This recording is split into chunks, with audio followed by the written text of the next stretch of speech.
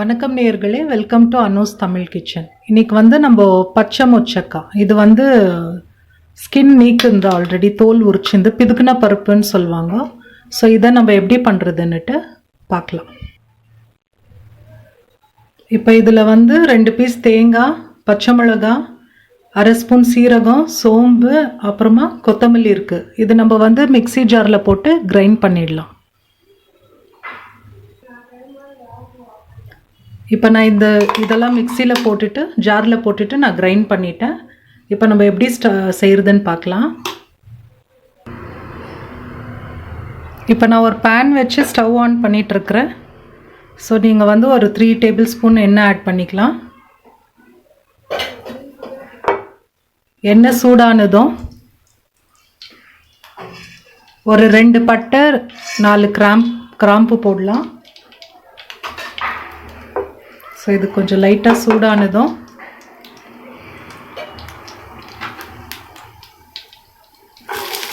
ரெண்டு பொடியாக நறுக்கி வச்ச வெங்காயம்,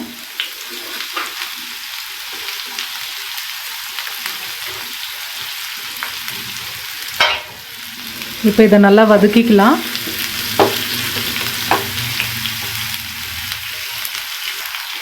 இப்போ கொஞ்சம் கருவேப்பிலை ஆட் பண்ணுறேன்.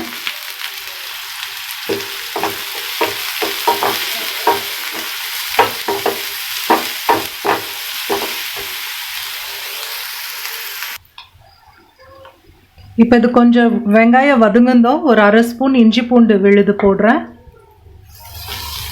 இதையும் போட்டு நல்லா வதக்கிக்கலாம்.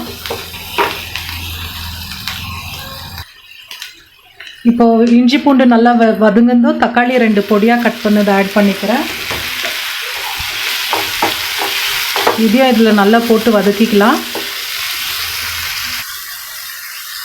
இப்போ இந்த தக்காளி வதங்கும் போதே நம்ம தேவையான அளவு உப்பு ஆட் பண்ணிக்கலாம்.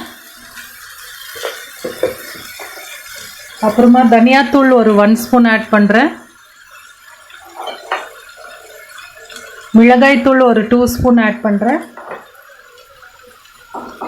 உங்களுக்கு காரத்துக்கு ஏற்ற மாதிரி மிளகாய்த்தூள் போட்டுக்கலாம். ஏன்னா நம்ம ஆல்ரெடி பச்சை மிளகாய் வேறு கிரைண்ட் பண்ணியிருக்கிறோம். ஸோ இது கரம் மசாலா.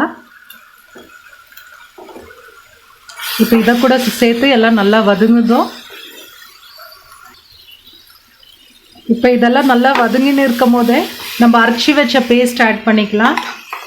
நம்ம அப்போவே கிரைண்ட் பண்ணி வச்ச தேங்காய் பேஸ்ட் எல்லாம் ஆட் பண்ணிக்கலாம். இப்போ இதையும் இது கூட நல்லா சேர்த்து ஒரு 2 நிமிஷம் நல்லா வதக்கலாம்.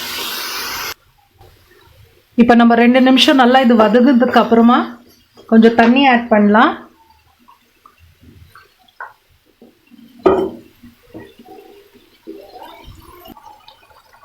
இப்போ இது வந்து தண்ணி ஆட் பண்ணதும் கொஞ்சம் பச்சை வாசனை போகிற வரைக்கும் ஒரு 5 மினிட்ஸ் நம்ம மூடி போட்டு சிம்மில் வைக்கலாம்.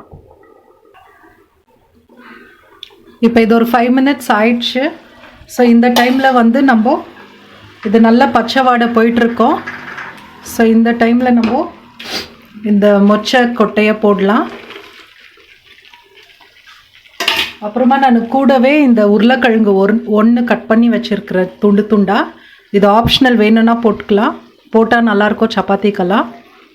ஸோ நான் போடுறேன். இப்போ இதை நல்லா மிக்ஸ் பண்ணிவிட்டு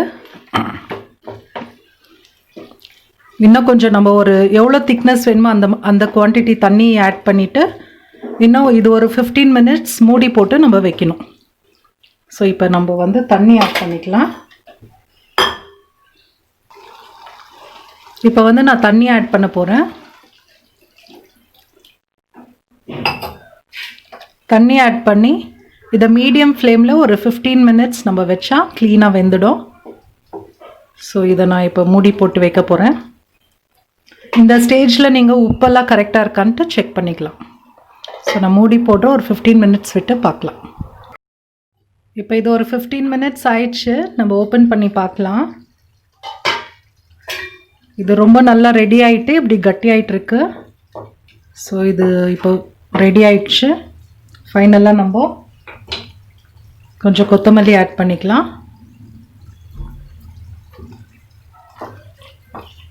ஸோ சுவையான மொச்சை மசாலா ரெடி ஆயிடுச்சு.